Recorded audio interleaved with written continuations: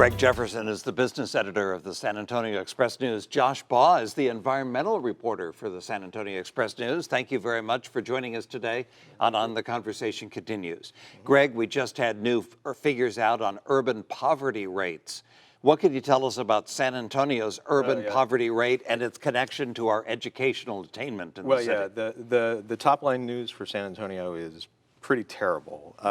We've got the highest poverty rate among large cities in the nation. So if you look at the metropolitan areas for the top 25 in the country, San Antonio is obviously part of that. We're at the very bottom.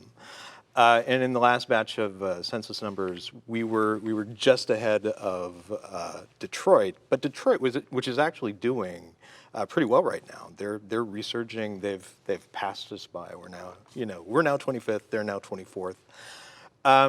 But I mean, if you look at our education attainment, it's not very surprising. I mean, 42% of our population has no more than a high school education, and that includes a big chunk of residents who dropped out before attaining either a GED or their high school diploma.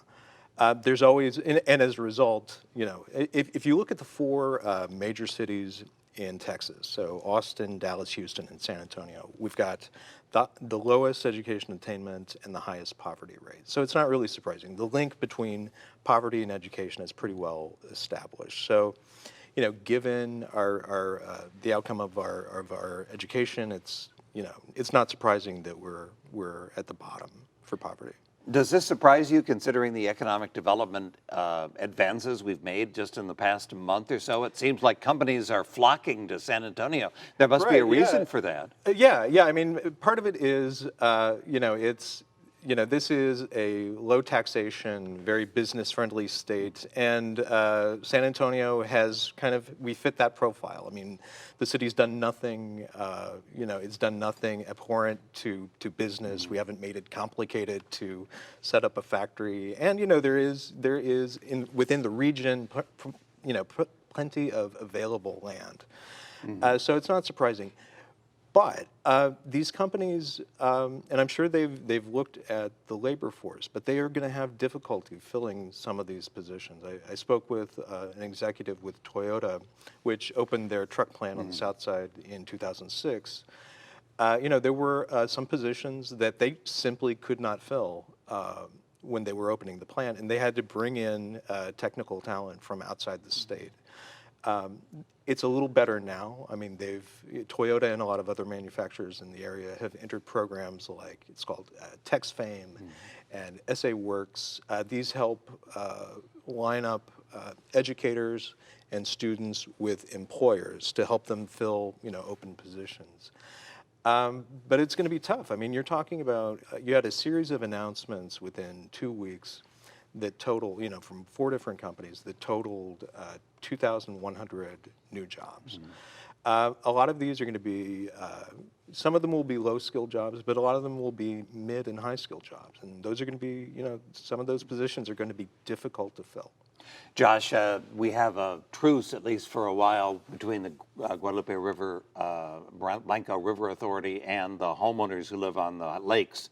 What is going to happen during that truce? What is the purpose of the truce, and what do you see coming out of this? So the GBRA was sued by a number of property owners when the agency had announced it was going to drain the lakes. They filed suit asking for a restraining order to prevent the authority from moving forward on that. Before the multi-day hearing on that was completed, the various sides came to a settlement. And so what it means is that there's a stop on the draining of the lakes. Each side, the plaintiffs and GBRA have each identified an expert, and then those two experts are picking a third expert jointly. And that three-member panel is going to determine whether there are any safe areas for recreation on the four lakes that are existing. That's a process that's going to take 30 to 60 days, and there's a trial setting for October of 2020, and the expectation is that potentially, there could be a trial on the merits as to whether the GBRA has the authority to drain the lakes. But there's a lot of speculation that if these different lake associations are successful in creating their taxing districts and get their rates on the May ballot, once you pass a rate, you can start collecting money and you can let bonds pretty quickly. And so I think there's a lot of hope that there's going to be plans in place for a number of these lakes to start selling bonds and start doing the work to do the spillgate replacement and hardening of these dams and whatnot, and that may make the trial a moot point. So it's, there's a lot of variables that still have to play out, and it's not completely clear what's going to happen, but I think that's the kind of basic idea. Now, the GBRA appeared to indicate that they feel that these lakes are a danger. Are these lakes a danger to the public in their current situation? Well, there's, as part of the settlement agreement, there's absolutely no recreation on these 4 lakes at this point, and so there's nobody on the water to be endangered. The settlement prevents boats and people from being on the water, and that includes wading in from the shore, and so there's 100% prohibition right now on use of those lakes. The GBRA suggested that there's a number of dangers associated with a dam failure. They're concerned that they've had 2 spill gates fail already, and they're concerned that another one could happen. And if there's anybody who's near the spill gate, whether on the upriver side, they could get sucked downriver, or if they're just beneath the dam, which there's a lot of people who go and fish and recreate in those areas. The spill gate and Dunlap launched up and out and then crashed down on the river below. These things are 85 feet long, 12 feet tall. They're made of timber and steel. I mean, they're deadly. So if you get hit by one of those, that's the end of your life.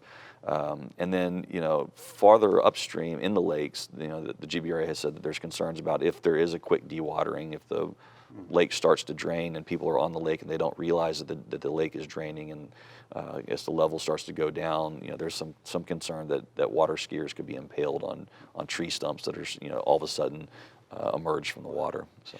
Josh Baugh is the environmental reporter for the San Antonio Express News. Greg Jefferson, business editor of the Express News. Thank you very much for joining us today. On the Conversation continues.